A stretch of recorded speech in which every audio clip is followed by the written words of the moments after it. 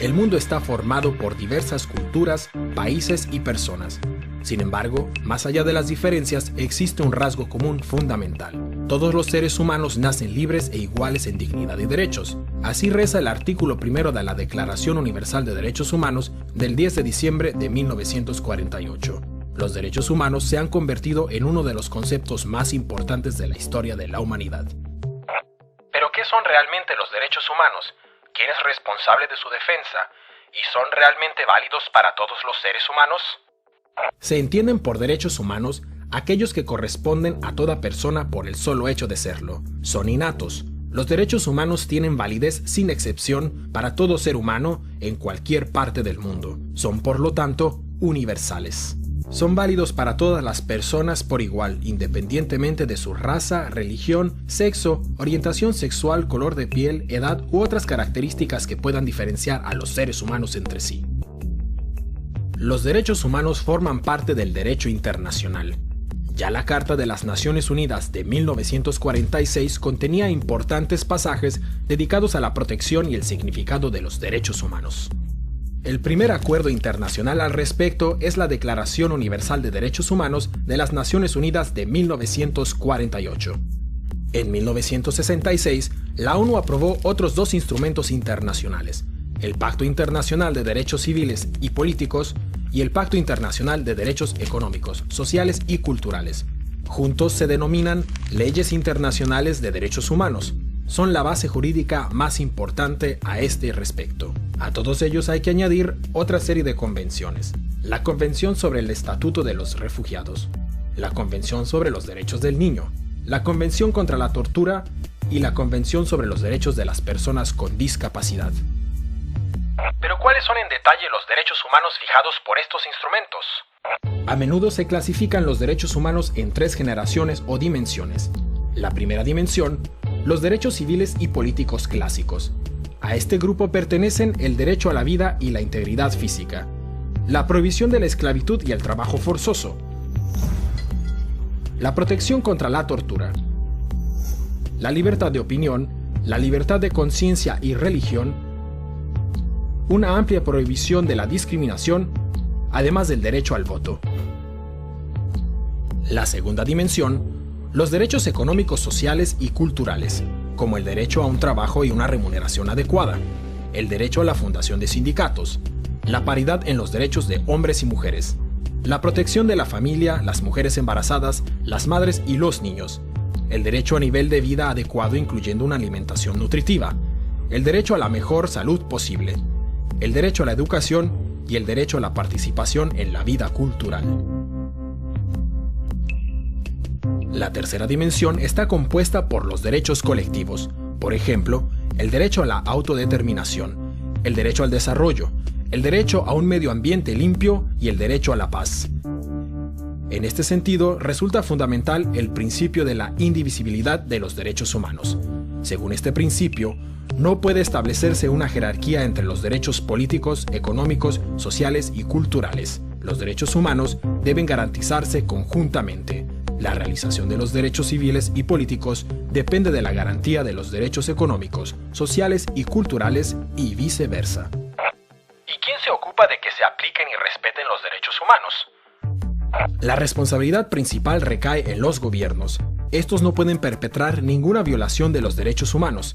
Deben protegerlos de los ataques de terceros y tienen que crear las condiciones para su absoluto cumplimiento. El órgano central de la ONU es el Consejo de Derechos Humanos, formado por 47 estados con sede en Ginebra. El Consejo de Derechos Humanos revisa regularmente la situación de los mismos en los estados miembros. Asimismo, puede enviar expertos independientes a países específicos. Pero existe un problema. En este órgano participan muchos estados que en la práctica no protegen los derechos humanos.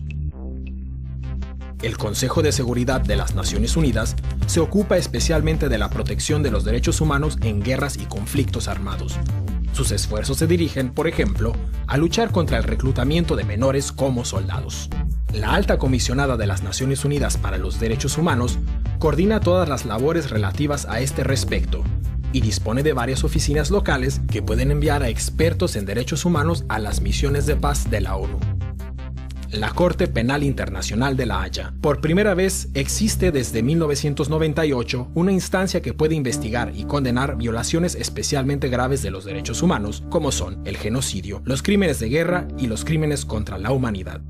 Sus alcances todavía son limitados a causa de la falta de apoyo de importantes naciones como los Estados Unidos de América o China. Sin embargo, este es un importante paso ya que los criminales de guerra ya no pueden estar seguros de permanecer impunes. Además de las instituciones internacionales de la ONU, existen otros organismos y acuerdos en materia de derechos humanos a niveles regionales, el Convenio Europeo para la Protección de los Derechos Humanos y de las Libertades Fundamentales, o el Tribunal Europeo de Derechos Humanos en Estrasburgo, la Carta Africana de Derechos Humanos y de los Pueblos, y la Convención Americana sobre Derechos Humanos. La sociedad civil asume un papel especialmente importante. Las organizaciones no gubernamentales como Amnistía Internacional o Human Rights Watch se encargan de vigilar en todo el mundo el respeto de los derechos humanos y de llamar la atención sobre violaciones a los mismos. Mediante su presencia en la opinión pública, ejercen presión sobre los gobiernos. Asimismo, participan en el desarrollo de las bases jurídicas. También cabe destacar la importancia de los Institutos Nacionales de Derechos Humanos, instituciones independientes que asumen un rol esencial en cuestión de vigilancia de derechos humanos. ¿Pero existen controversias en materia de derechos humanos? Sí, sobre todo dos aspectos son controvertidos. Punto de discordia número 1. El carácter universal de los derechos humanos. El argumento, la idea de los derechos humanos procede de Occidente y por lo tanto no puede trasladarse automáticamente a otras culturas. Es verdad, el origen y la extensión de la idea de los derechos humanos están unidos al desarrollo cultural y las tradiciones. Pero también es cierto que ningún ser humano desea ser torturado o discriminado a causa del color de su piel o su religión. Toda persona aspira a poder expresar su opinión libremente, sin miedo a ser perseguido. Todo ser humano desea vivir una vida digna bajo un techo y sin sufrir hambre ni sed. Y todos estos deseos están recogidos en el concepto de universalidad de los derechos humanos. Cabe destacar que la universalidad se pone en tela de juicio por estados o grupos responsables de violaciones de los derechos humanos. Punto de discordia número 2. Los estados occidentales son acusados de utilizar los derechos humanos como excusa para atacar militarmente a otros países al mismo tiempo que violan los derechos humanos. La realidad es que ningún estado garantiza por completo los derechos humanos. También en los estados occidentales existen violaciones de los derechos. Especialmente tras los atentados del 11 de septiembre de 2001, se introdujeron una serie de medidas que recortan los derechos humanos y que se justifican argumentando la necesidad de la lucha antiterrorista. En conclusión, podemos comprobar que los derechos humanos son especiales. Corresponden a todo ser humano por igual. Su protección y su respeto deben ser prioritarios en las actuaciones gubernamentales, porque los seres humanos son el punto de partida y el objetivo de toda política. El Estado está al servicio de las personas y no al revés. Los derechos humanos requieren una lucha constante para su protección y su defensa. Solo si respetamos los derechos humanos podremos asegurar la paz y la estabilidad a largo plazo.